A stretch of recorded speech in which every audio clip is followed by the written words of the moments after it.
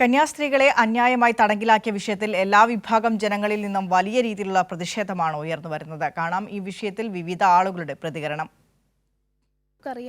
BJP സർക്കാർ അധികാരത്തിൽ വന്നതിനു ശേഷം നിരന്തരമായി നമ്മുടെ രാജ്യത്തിനകത്ത് ന്യൂനപക്ഷ വിഭാഗങ്ങളെ തേടിപ്പിടിച്ച് ആക്രമിക്കുന്ന ഒരവസ്ഥയാണുള്ളത്. കഴിഞ്ഞ 2024 കണക്കുകൾ സൂചിപ്പിക്കുന്നത് 834 അക്രമങ്ങളാണ് 2024 റിപ്പോർട്ട് ചെയ്തിട്ടുള്ളത്. അത് 2025 ഈ 7 മാസം ഇന്ന് പൂർത്തീകരിക്കുമ്പോൾ 350-ൽ പരം കേസുകൾ റിപ്പോർട്ട് ചെയ്യുന്നുണ്ട്.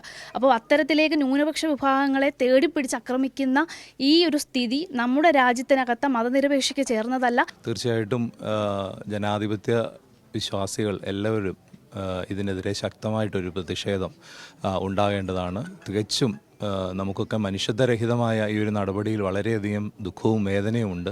ഈ പ്രതിഷേധം നമ്മൾ തീർച്ചയായിട്ടും നമ്മൾ ചെയ്യേണ്ടതാണ്. കാരണം മൈനോറിറ്റിക്കെതിരായിട്ട് ചെയ്യുന്ന ഈ അതിക്രമങ്ങളെ നമ്മൾ തീർച്ചയായിട്ടും പ്രതിഷേധിക്കണം. അന്യായമായിട്ട് കന്യാസ്ത്രീകളെ ജയിലിലടച്ചിരിക്കുകയാണ്. ഈ കേരളത്തിലല്ലാതെ എവിടെയാണ് ഇങ്ങനൊരു കൂട്ടായ്മ നടക്കുന്നത്? മതത്തിൻ്റെ പേരിലാണ് അവരെ പിടിച്ച് ജയിലിൽ അടച്ചിരിക്കുന്നത്. അത് ഒരിക്കലും അതിനോട് നമുക്ക് അനുയോജിച്ച് പോകാൻ പറ്റത്തില്ല. ഈ ചർച്ചയിൽ കാണിച്ച അനീതിയും ഹീനമായ പ്രവൃത്തികളാണ് കന്യാസ്ത്രീകളെ കാണിച്ചത്.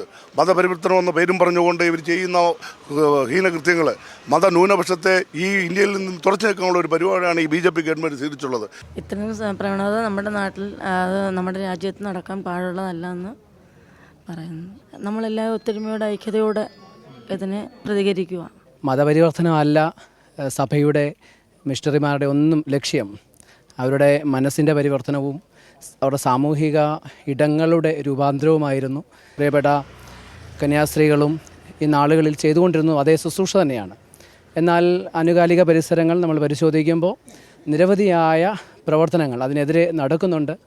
അത് ഒരു വിശ്വാസത്തിന് നേരെയുള്ള ഒരു പ്രതികരണം എന്ന് മാത്രം കാണരുത്, മറിച്ച് അടിസ്ഥാന വർഗം ഉയർന്നു വരരുത് എന്നുള്ള ബോധപൂർവമായ ഒരു ശ്രമത്തിൻ്റെ ഭാഗമായിട്ടാണ് ഇത്തരം ആക്രമണങ്ങൾ നടക്കുന്നത് എന്നാണ് നമ്മൾ മനസ്സിലാക്കേണ്ടത്. എല്ലാവർക്കും നിയമം ഒരുപോലെയുള്ളതാണ്. ഒരാളെ അറസ്റ്റ് ചെയ്യണമെങ്കിൽ എന്തെല്ലാം നിയമ നടപടികൾ എടുത്തതിന് ശേഷമാണ് നമ്മൾ അറസ്റ്റ് ചെയ്യുന്നത്. ഇത് യാതൊരു മുന്നറിയിപ്പും കൂടാതെ ഇങ്ങനെ ചെയ്യുന്നത് വളരെ തെറ്റായി എന്നതാണ് എനിക്ക് പറയാനുള്ളത്. ഇത് തീർത്തും അനീതിയായിട്ടുള്ളൊരു കാര്യമാണ്. ഒരു സിസ്റ്റേഴ്സിന് ഈ കേരളം മുഴുവൻ മിഷൻ ചെയ്യാനായിട്ട് യാത്ര ചെയ്യാനോ അർഹിക്കുന്നവർക്ക് ജോലി കൊടുക്കുവാനോ ഭക്ഷണം കൊടുക്കുവാനോ മറ്റുള്ളവരാൽ തിരസ്കരിക്കപ്പെട്ടവർക്ക് വേണ്ടി നമ്മൾ പ്രവർത്തിക്കുന്നവരാണ്. സാമൂഹ്യ സേവനം ആരാലെയും ഗവൺമെൻറ് ഒന്നും എത്താത്തിടത്ത് ഞങ്ങൾ പോയി ഞങ്ങൾക്കറിയാം, ഞങ്ങൾ ആസാം അരുണാചലിലൊക്കെ ഞങ്ങൾ മിഷന് പോയിട്ടുണ്ട്.